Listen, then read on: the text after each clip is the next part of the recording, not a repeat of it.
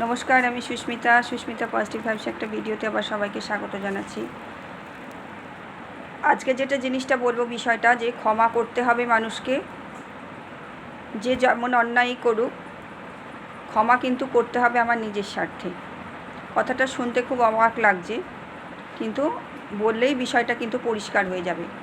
লক্ষ্য করলে দেখবে তোমরা যে দিনে দিনে আমাদের কিন্তু নানান রকম অসুখ বিসুখ, স্ট্রেস, অ্যাংজাইটি, ডিপ্রেশান এই জিনিসগুলো বেড়ে যাচ্ছে। আগেকার দিনে মানুষের লাইফস্টাইল এত স্মুথ ছিল না, এত জিনিসের যোগানপত্র ছিল না, এত অ্যাভেলেবেল ছিল না, সব কিছু কমফর্টের এত জিনিস ছিল না, বিনোদনের এত জিনিস ছিল না। তা সত্ত্বেও কিন্তু মানুষ এই সবগুলো থেকে ফ্রি থাকতো। আর এখন যেসব মানুষের অসুখ বিসুখগুলো আসছে, এগুলো এখন মনে হচ্ছে যেন এগুলো কমন কিছু জিনিস হয়ে গেছে। যেমন সুগার বলো, হার্টের নানান রকম সমস্যা, মাথার চিন্তা থেকে নানান রকম সমস্যা, ঘুম কম, এগুলো কিন্তু আমাদের সবটা কিন্তু আসছে কিন্তু আমাদের এক চিন্তা ভাবনা থেকে আসছে। চিন্তা ভাবনাগুলো কী করে আসছে? চিন্তা ভাবনাগুলো আমরা কিন্তু অনেক ক্ষেত্রে অনেক কিছু জিনিস আমরা আঁকড়ে ধরে রেখে দিই, যে জিনিসগুলো আমরা কিন্তু ক্লিয়ার করি না।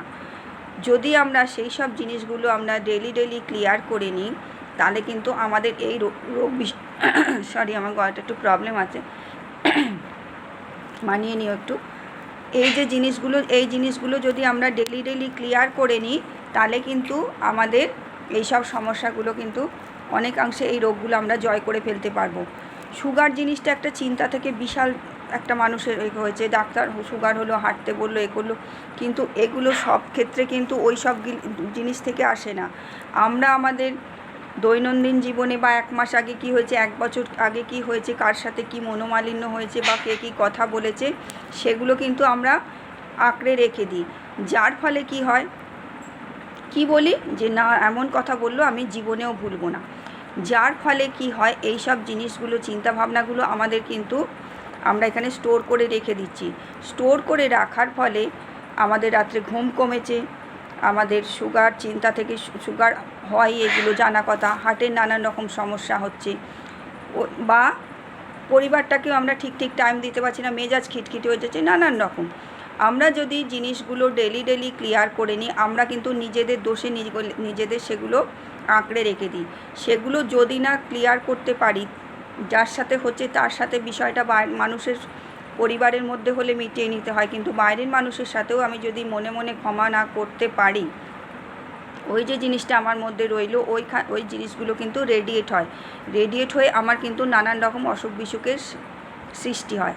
কাছাকাছি কী করতে হবে, আমরা এরকম বলি যে ভুলতে পারবো না নয়, কাল যেটা হলো সেটা এক্ষুনি না ভুলতে পারলেও আমাকে কিন্তু ভুলতেই হবে। কেননা ওই জিনিসগুলো যত আঁকড়ে রাখবো, ওগুলো কিন্তু আমাদের চিন্তা থেকে ক্রমশ স্টোর হতে একদিন সেটা আউটবাস্ট হয়ে যাবে বিরাট আকারে। তাহলে আমরা যদি ডেলি বিষয়গুলো বা 2-4 দিনের আগের বিষয়গুলো, এগুলো যদি আমরা মিটিয়ে নিতে পারি, তাহলে কিন্তু আখেরে আমার ভালো, আমার পরিবারের ভালো। আমি ভালো না থাকলে আমার পরিবারকে ভালো রাখতে পারবো না। আর আমি সুস্থ না থাকলে সবার আগে আমি আমার নিজের লাইফটাও আমি ঠিক করে ভোগ করতে পারবো না। নানান রকম অসুখ বিসুখে আমায় চেপে ধরবে, আমাকে নিয়ে আমি নিজের যেমন ব্যতিব্যস্ত হব, পরিবার হবে, সবার আগে ব্যতিব্যস্ত হব আমি। তাহলে সবচেয়ে খারাপটা কার হচ্ছে? ক্ষমা করতে না পারলে সেটা কিন্তু আমার হচ্ছে।